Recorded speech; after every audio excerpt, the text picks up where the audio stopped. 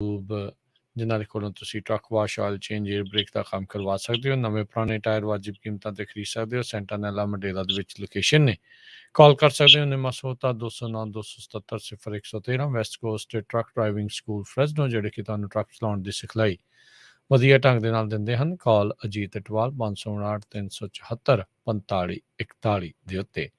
ਇਹਨਾਂ ਸਾਰਿਆਂ ਦਾ ਧੰਨਵਾਦ। ਜੇਕਰ ਤੁਸੀਂ ਜਾਂ ਕੋਈ ਹੋਰ ਕਾਰੋਬਾਰ ਵੀ ਇਸ ਪ੍ਰੋਗਰਾਮ ਨੂੰ ਸਪਾਂਸਰ ਕਰਨਾ ਚਾਹੁੰਦੇ ਹੋ, ਸੰਪਰਕ ਕਰ ਸਕਦੇ ਹੋ ਨੰਬਰ 408 722 7698 ਦੇ ਉੱਤੇ। ਮਿੰਟੂ ਜੀ, ਗੱਲਬਾਤ ਦਾ ਸਿਲਸਿਲਾ ਸ਼ੁਰੂ ਕਰਦੇ ਜਾਈਏ। ਪ੍ਰਧਾਨ ਮੰਤਰੀ ਮੋਦੀ ਫਿਰ ਆ ਰਹੇ ਹਨ ਪੰਜਾਬ ਦੇ ਵਿੱਚ। ਕੀ ਬਣੂਗਾ ਜੀ ਇਸ ਵਾਰ?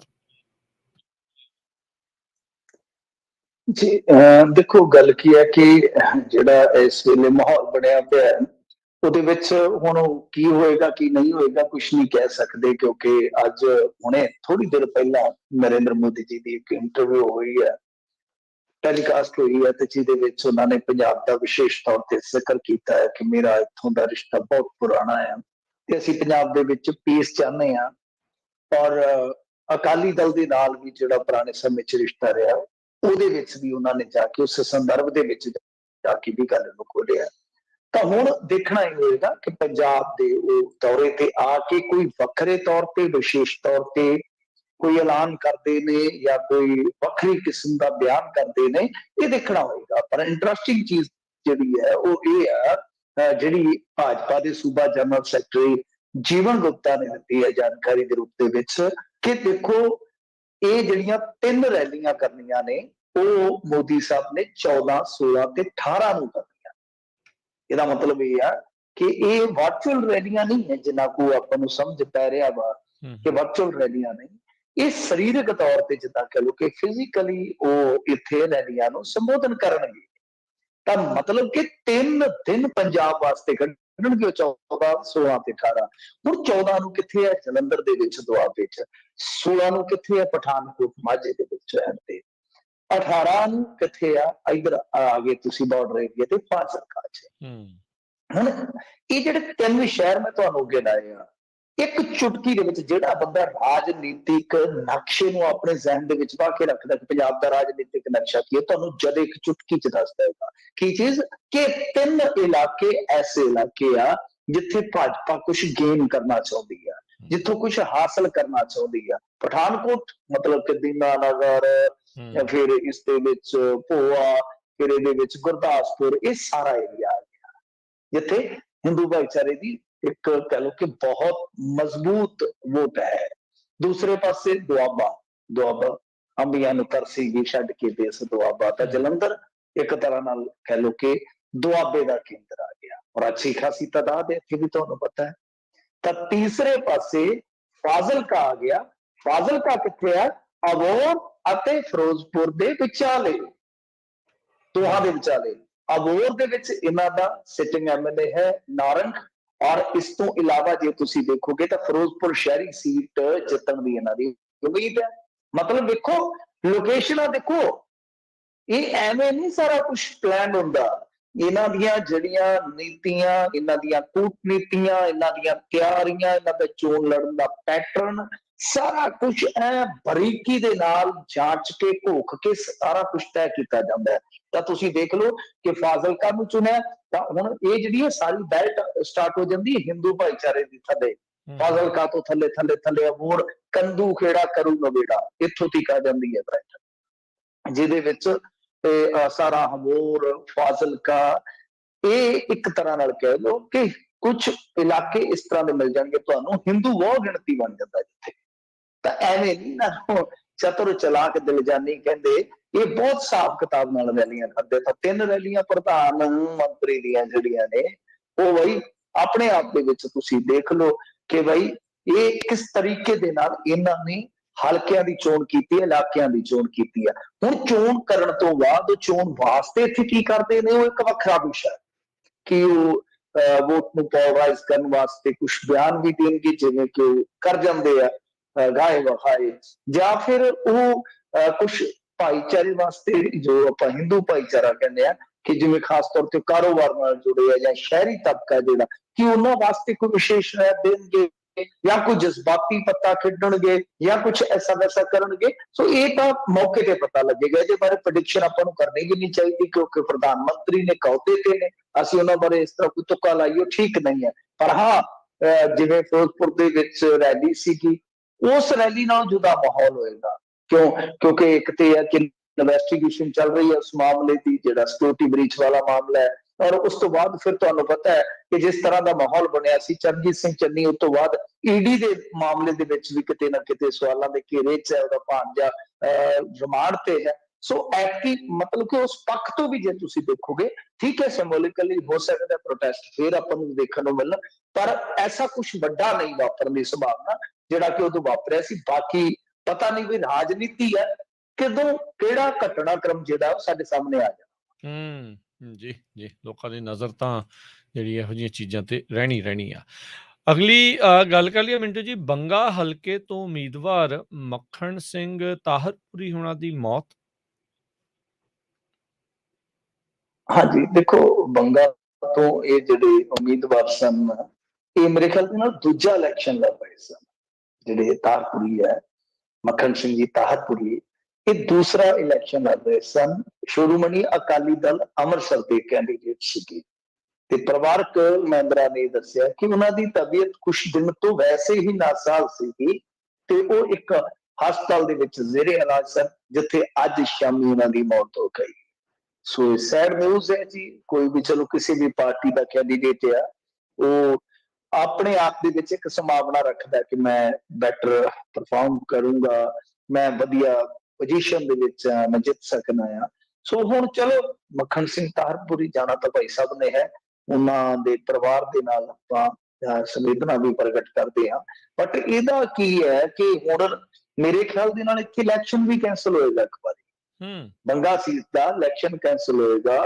ਕਿਉਂਕਿ ਜਦੋਂ ਨਾਮਜ਼ਦਗੀਆਂ ਖਤਮ ਹੋ ਜਾਂਦੀਆਂ, ਨਾਮਜ਼ਦਗੀਆਂ ਵਾਪਸ ਲੈਣ ਵਾਲੀ ਤਾਰੀਖ ਲੰਘ ਜਾਂਦੀ ਹੈ, ਤਾਂ ਉਹਤੇ ਬਾਅਦ ਫਿਰ ਕੀ ਹੈ ਕਿ ਜੇ ਮੰਨ ਲਓ ਕੁਝ ਇਸ ਤਰ੍ਹਾਂ ਦੀ ਮਿਸ ਹੈਪਨਿੰਗ ਹੁੰਦੀ ਹੈ, ਕੋਈ ਮੌਤ ਹੋ ਜਾਂਦੀ ਹੈ ਜਾਂ ਕੋਈ ਕੈਂਡੀਡੇਟ ਕਈ ਵਾਰ ਲਾਪਤਾ ਹੋ ਜਾਂਦਾ, ਵੈਸੇ ਉਹ ਬਹੁਤ ਘੱਟ ਹੁੰਦਾ ਹੈ, ਬਟ ਜੇ ਕੁਝ ਇਸ ਤਰ੍ਹਾਂ ਦਾ ਹੁੰਦਾ ਹੈ ਤੇ ਫਿਰ ਚੋਣ ਟਾਲਣ ਤੋਂ ਇਲਾਵਾ, ਹਾਲਾਂਕਿ ਚੋਣ ਰੱਦ ਨਹੀਂ ਹੁੰਦੀ, ਕੁਝ ਲੋਕ ਇਹ ਰੱਦ ਸ਼ਬਦ ਇਸਤੇਮਾਲ ਕਰ ਦਿੰਦੇ ਨੇ, ਰੱਦ ਨਹੀਂ ਹੁੰਦੀ, ਇਹਨੂੰ ਪੋਸਟਪੋਨ ਕਹਿ ਸਕਦੇ ਹੋ ਤੁਸੀਂ, ਕਿ ਜਿਵੇਂ ਆਪਣੀ ਮਿੱਥੀ ਤਰੀਕ ਆ, ਕਿਉਂਕਿ ਆਪਣਾ ਇੱਕੋ ਹੀ ਐਤਕੀ ਗੇੜ ਆ, ਇੱਕੋ ਗੇੜ ਦੇ ਵਿੱਚ ਹੀ ਲਿਬੜ ਜਾਣਾ, ਨਵੇੜ ਹੋ ਜਾਣਾ ਆ। ਤਾਂ ਇਹ ਆ ਕਿ ਜਿਵੇਂ ਆਪਣਾ 20 ਫਰਵਰੀ ਵਾਲਾ ਇਹ ਗੇੜ ਪੂਰਾ ਹੋ ਜਾਏਗਾ। ਹੋ ਸਕਦਾ ਹੈ ਕਿ ਕਿਸੇ ਹੋਰ ਦਿਨ ਵਾਰ ਤਾਰੀਖ ਤੇ, ਮਤਲਬ ਕਿ ਹਫ਼ਤੇ ਬਾਅਦ, 5 ਦਿਨ ਬਾਅਦ, 10 ਦਿਨ ਬਾਅਦ, 20 ਦਿਨ ਬਾਅਦ, ਮਹੀਨੇ ਦੇ ਵਿੱਚ ਹੋ ਸਕਦਾ ਹੈ ਕਿ ਦੁਬਾਰਾ ਤਾਰੀਖ ਜਿਹੜੀ ਹੈ ਚੋਣ ਕਮਿਸ਼ਨ ਅਨਾਉਂਸ ਕਰ ਦੇ, ਕਿਉਂਕਿ ਨਾਮਜ਼ਦਗੀ ਦੁਬਾਰਾ ਹੋਏਗੀ ਨਾ, ਇਸ ਕਰਕੇ ਕਿ ਕੋਈ ਕਾਨੂੰਨੀ ਪਚੜਾ ਨਾ ਫਸੇ। ਹਾਲਾਂਕਿ ਮੈਂ ਯੂਪੀ ਦੇ ਪੰਚਾਇਤੀ ਇਲੈਕਸ਼ਨ ਚ ਵੇਖਿਆ ਸੀਗਾ, ਤਾਂ ਉੱਥੇ ਇਸ ਤਰ੍ਹਾਂ ਹੋਇਆ ਸੀਗਾ ਕਿ ਮੇਰੇ ਖਿਆਲ ਦੇ ਨਾਲ 1-2 ਕੈਂਡੀਡੇਟ ਜਿਹੜੇ ਸੀਗੇ ਉਹਨਾਂ ਦੀ ਡੈਥ ਹੋ ਗਈ, ਤਾਂ ਉਹਨਾਂ ਨੇ ਆਪਣੀ ਜਿਹੜੀ ਕਾਊਂਟਿੰਗ ਸੀਗੀ ਉਹ ਰੋਕੀ ਨਹੀਂ। ਉਹਨਾਂ ਨੇ ਕਿਹਾ ਸੀਗਾ ਕਿ ਕਾਊਂਟਿੰਗ ਹੋਏਗੀ, ਪਰੰਤੂ ਇੱਥੇ ਰੂਲ ਪਹਿਲਾਂ ਹੀ ਮੌਜੂਦ ਹੈ ਸਾਡੇ ਕੋਲ ਕਿ ਜੇ ਮੰਨ ਲਓ ਚੱਲਦੀ ਚੋਣ ਦੇ ਵਿੱਚ ਨਾਮਜ਼ਦਗੀ ਹੋ ਗਈ ਆ, ਨਾਮਜ਼ਦਗੀ ਚੁੱਕੀ ਨਹੀਂ ਗਈ, ਨਾਮਜ਼ਦਗੀ ਮੌਜੂਦ ਆ, ਤੇ ਜੇ ਕੁਝ ਇਸ ਤਰ੍ਹਾਂ ਦੀ ਘਟਨਾ ਵਾਪਰ ਜਾਂਦੀ ਹੈ ਤਦ ਫਿਰ ਇਲੈਕਸ਼ਨ ਜਿਹੜਾ ਹੈ ਪੋਸਟਪੋਨ ਹੀ ਹੁੰਦਾ ਹੈ। ਸੋ ਜ਼ਾਹਰਾ ਜੀ ਗੱਲ ਹੈ ਕਿ ਇੱਕ ਵਾਰੀ ਮੇਰੇ ਖਿਆਲ ਦੇ ਨਾਲ ਬੰਗਾ ਸੀਟ ਹੈ ਜਿਹੜੀ ਉਹ ਇਲੈਕਸ਼ਨ ਮੁੜ ਕੇ ਦੇਰ ਨਾਲ ਵੇਖੇਗੀ, ਔਰ ਇਹਦਾ ਨਤੀਜਾ ਜਿਹੜਾ ਦੇਰ ਨਾਲ ਆਏਗਾ। ਤਾਂ ਇਹਦਾ ਮਤਲਬ ਇਹ ਹੈ ਕਿ ਹੋ ਸਕਦਾ ਹੈ ਕਿ ਸਾਨੂੰ ਜਿਹੜਾ ਰਿਜ਼ਲਟ ਮਿਲਣਾ ਹੈ 10 ਮਾਰਚ ਨੂੰ ਉਹ 116 ਸੀਟਾਂ ਦਾ ਮਿਲੇ, ਜਾਂ ਇਹ ਵੀ ਹੋ ਸਕਦਾ ਕਿ ਉਸ ਤੋਂ ਪਹਿਲਾਂ ਚੋਣ ਕਮਿਸ਼ਨ ਵਿਚਾਲੇ ਕਿਤੇ, ਜਿਵੇਂ ਕਿਉਂਕਿ ਆਪਾਂ ਦੇਖਾਂਗੇ ਤਾਂ ਯੂਪੀ ਦੇ ਵਿੱਚ ਕਈ ਫੇਜ਼ ਦੇ ਵਿੱਚ ਇਲੈਕਸ਼ਨ ਹੈ, ਹੋ ਸਕਦਾ ਕਿਸੇ ਫੇਜ਼ ਦੇ ਨਾਲ ਜਾਂ ਕਿਸੇ ਹੋਰ ਸਟੇਟ ਦੇ ਫੇਜ਼ ਦੇ ਨਾਲ ਉਹ ਇਲੈਕਸ਼ਨ ਪਹਿਲਾਂ ਹੀ ਕਰਵਾ ਲਿਆ ਜਾਵੇ। ਜੀ ਜੀ, ਬਿਲਕੁਲ।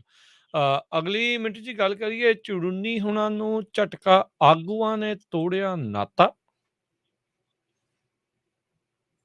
ਹਾਂਜੀ, ਦੇਖੋ ਗੁਰਨਾਮ ਸਿੰਘ ਚੜੂੰਨੀ ਦੀ ਜਿਹੜੀ ਜਥੇਬੰਦੀ ਸੀਗੀ ਨਾ, ਰਾਜ ਕਰਨਵੀਰ ਸਿੰਘ ਜੀ, ਜਦੋਂ ਇਹਨਾਂ ਨੇ 1-2 ਮੋਰਚੇ ਲਾਏ ਨੇ ਹਰਿਆਣੇ ਦੇ ਵਿੱਚ, ਉਦੋਂ ਹੀ ਕਹਿ ਲਓ ਕਿ ਕਾਫੀ ਜ਼ਿਆਦਾ ਖਫਾ ਸੀ। ਪਰ ਕਈ ਵਾਰ ਕੀ ਹੁੰਦਾ ਹੈ ਕਿ ਜਦੋਂ ਜਥੇਬੰਦਕ ਕੋਲ ਚੱਲਦੇ ਹੁੰਦੇ ਆ ਨਾ, ਫਿਰ ਕਈ ਵਾਰ ਲੀਡਰਾਂ ਦੀਆਂ ਗਲਤੀਆਂ, ਲੀਡਰਾਂ ਦੀਆਂ ਉਤਾਈਆਂ, ਬਹੁਤ ਕੁਛ ਢੱਕਣਾ ਵੀ ਪੈਂਦਾ, ਜਥੇਬੰਦੀਆਂ ਦੀ ਮਜਬੂਰੀ ਹੁੰਦੀ ਹੈ।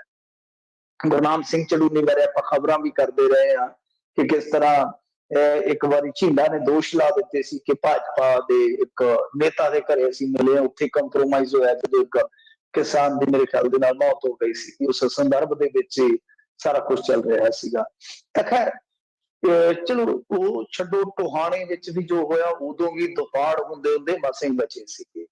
ਫਿਰ ਇਸ ਤੋਂ ਇਲਾਵਾ ਉਹ ਜਿਹੜਾ ਮੁੰਡਾ ਸੀਗਾ ਨਵਦੀਪ, ਉਹਨੂੰ ਜਿਸ ਤਰੀਕੇ ਦੇ ਨਾਲ ਗੁਰਨਾਮ ਸਿੰਘ ਚੜੂਨੀ ਨੇ ਕਾਰਵਾਈ ਦੀ ਜ਼ਦ ਚ ਲਿਆ ਸੀ, ਉਹਨੂੰ ਅਤੇ ਉਹਦੇ ਬਾਪ ਨੂੰ ਜਿਸ ਤਰ੍ਹਾਂ ਡਿਫੇਮ ਕੀਤਾ ਗਿਆ, ਉਹ ਇੱਕ ਵੱਖਰਾ ਮਸਲਾ ਸੀਗਾ ਜਿਹਦੇ ਵਿੱਚ ਫਿਰ ਦਰਾਰ ਆਈ। ਤਾਂ ਜਥੇਬੰਦੀ ਚਲੋ ਕੁਝ ਕਾਰਵਾਈਆਂ ਦੇ ਵਿੱਚ ਠੀਕ ਹੈ, ਡਿਫਾਇਰ ਨਹੀਂ ਹੋਈ ਉਸ ਟਾਈਮ, ਕਿਉਂਕਿ ਮੈਂ ਜਿਵੇਂ ਕਿਹਾ ਕਿ ਘੋਲ ਚੱਲਦੇ ਦੇ ਵਿੱਚ, ਜਿਵੇਂ ਸੁਨੀਲ ਜਾਖੜ ਦਾ ਬਿਆਨ ਸੀਗਾ ਨਾ ਕਿ ਚੱਲਦੀ ਜੰਗ ਦੇ ਵਿੱਚ ਘੋੜੇ ਨਹੀਂ ਬਦਲਿਆ ਕਰਦੇ, ਤਾਂ ਚੱਲਦੇ ਘੋਲ ਦੇ ਵਿੱਚ ਇਸ ਤਰ੍ਹਾਂ ਮਤਲਬ ਕਿ ਖਲਾਰਾ ਪੈਣ ਤੋਂ ਕਈ ਵਾਰ ਜਥੇਬੰਦੀਆਂ ਚੁੱਪ ਕਰਦੀਆਂ।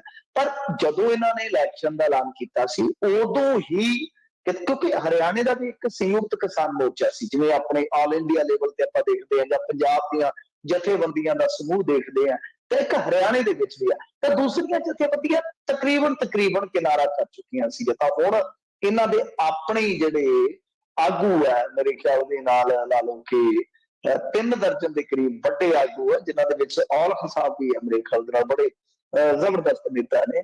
ਉਹਨਾਂ ਨੇ ਇੱਕ ਹੰਗਾਮੀ ਮੀਟਿੰਗ ਕੀਤੀ ਹੈ ਜਿਹਦੇ ਵਿੱਚ ਦੀਰਘ ਵਿਚਾਰਾਂ ਕੀਤੀਆਂ ਗਈਆਂ, ਤੇ ਉਸ ਤੋਂ ਬਾਅਦ ਗੁਰਨਾਮ ਸਿੰਘ ਚੜੂਨੀ ਦੇ ਨਾਲ ਜਿਹੜੇ ਵੀ ਉਹਨਾਂ ਦੇ ਤਾਲੁਕਾਤ ਸਨ ਉਹਨਾਂ ਨੇ ਸਾਰੇ ਹੀ ਤੋੜਨ ਦਾ ਐਲਾਨ ਕਰ ਦਿੱਤਾ। ਹਾਲਾਂਕਿ ਵਿਸਥਾਰ ਆਪਣੇ ਕੋਲ ਨਹੀਂ ਹੈ ਕਿ ਉੱਥੇ ਕੀ ਕੋਈ ਮਤਾ ਪਾਇਆ ਗਿਆ ਵਾ, ਕੀ ਲੱਭਿਆ ਗਿਆ ਕਾਰਨ, ਪਰ ਮੇਰੇ ਖਿਆਲ ਦੇ ਨਾਲ ਚਲੋ ਤਫਸੀਲ ਵੀ ਆ ਜਾਏਗੀ, ਅਸੀਂ ਉਹਦਾ ਫੋਲੋ ਅਪ ਵੀ ਕਰ ਲਵਾਂਗੇ। ਪਰ ਮੇਰੇ ਖਿਆਲ ਦੇ ਨਾਲ ਉਹੀ ਜੋ ਮੈਂ ਤੁਹਾਨੂੰ ਕਿਹਾ ਵਾ ਕਿ ਜਿਵੇਂ ਇਹਨਾਂ ਨੇ ਪੰਜਾਬ ਦੇ ਵਿੱਚ ਆ ਕੇ ਇਲੈਕਸ਼ਨ ਸ਼ੁਰੂ ਕਰ ਦਿੱਤਾ, ਤਾਂ ਕਿਤੇ ਨਾ ਕਿਤੇ ਉਹ ਚੀਜ਼ ਜਿਹੜੀ ਸੀਗੀ, ਉਹ ਜਿਹੜਾ ਹਰਿਆਣੇ ਦਾ ਸੰਯੁਕਤ ਕਿਸਾਨ ਮੋਰਚਾ ਉਹਦੇ ਤੇ ਹੀ ਇੰਪੈਕਟ ਕਰ ਗਈ ਸੀ।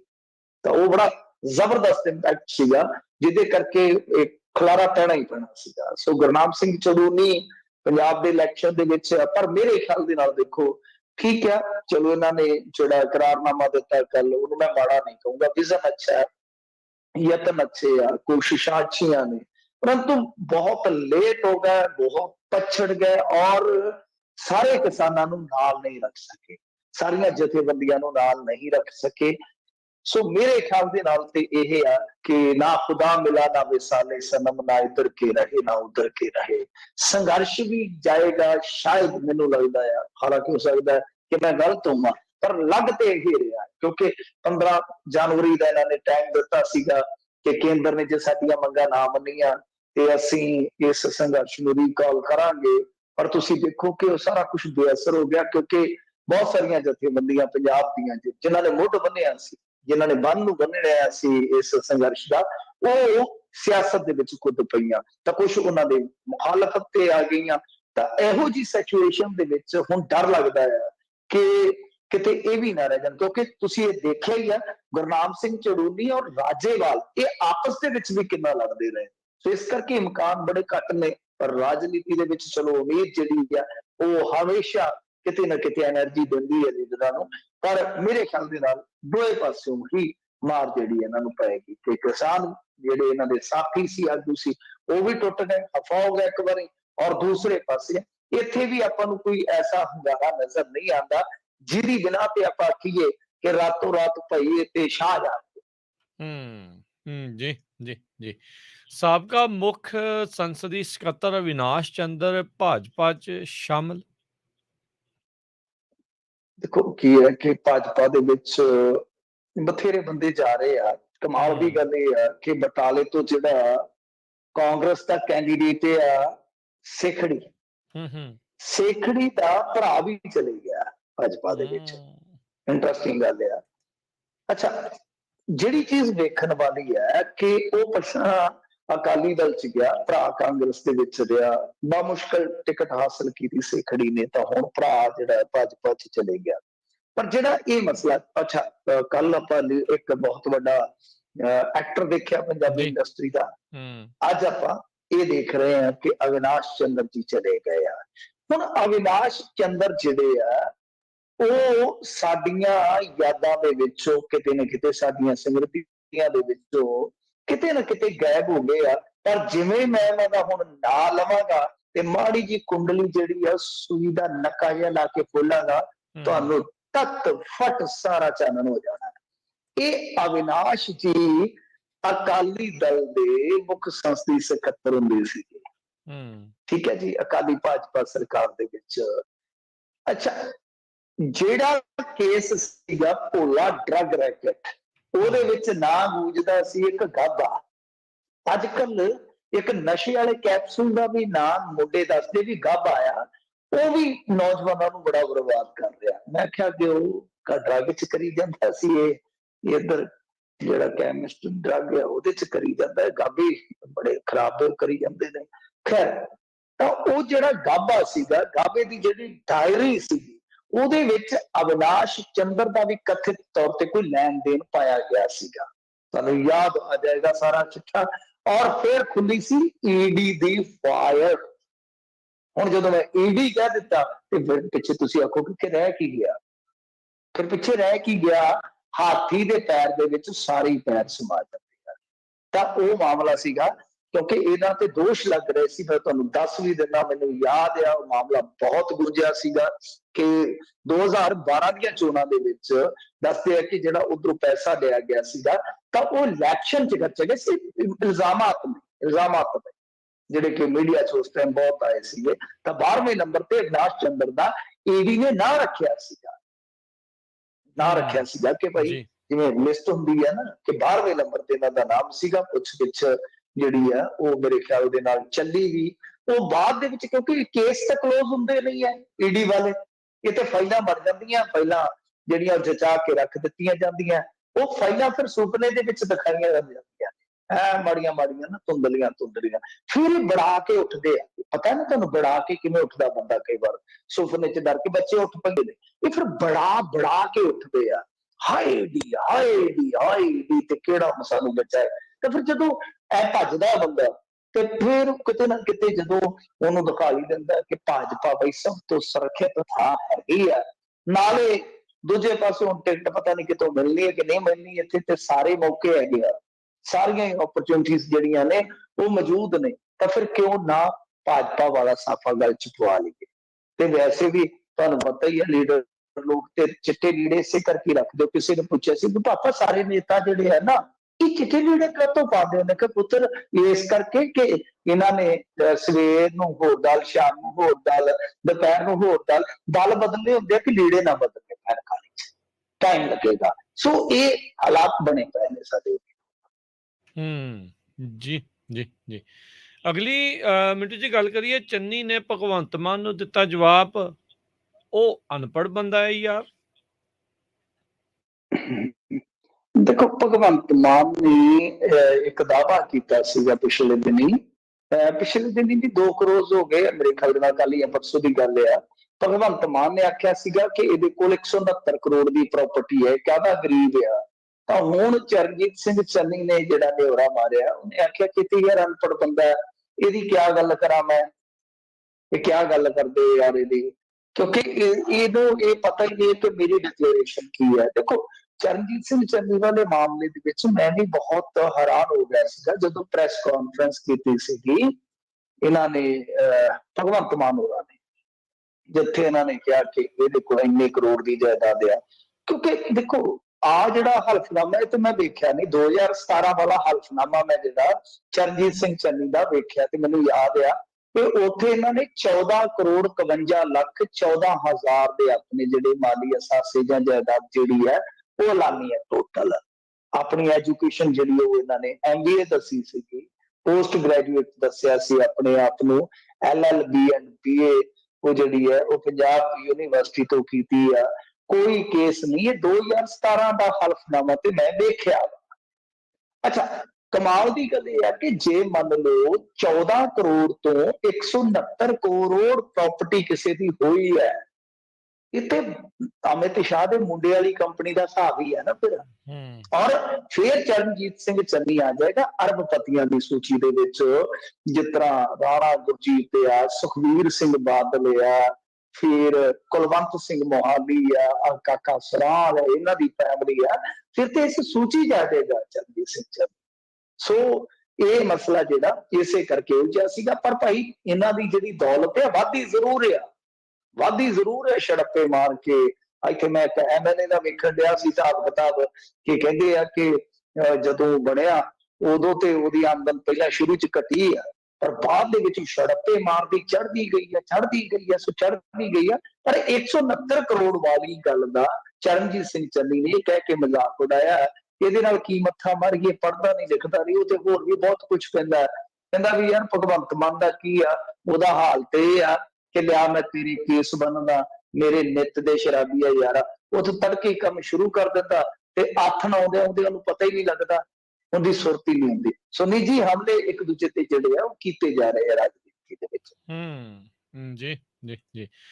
ਤਾਂਤਰਿਕ ਬਣੇ ਗੁਰੂ, ਚੋਣ ਸਭਾ ਦੀ ਸਟੇਜ ਤੇ ਬੈਠ ਕੇ ਪੜ੍ਹੇ ਮੰਤਰ।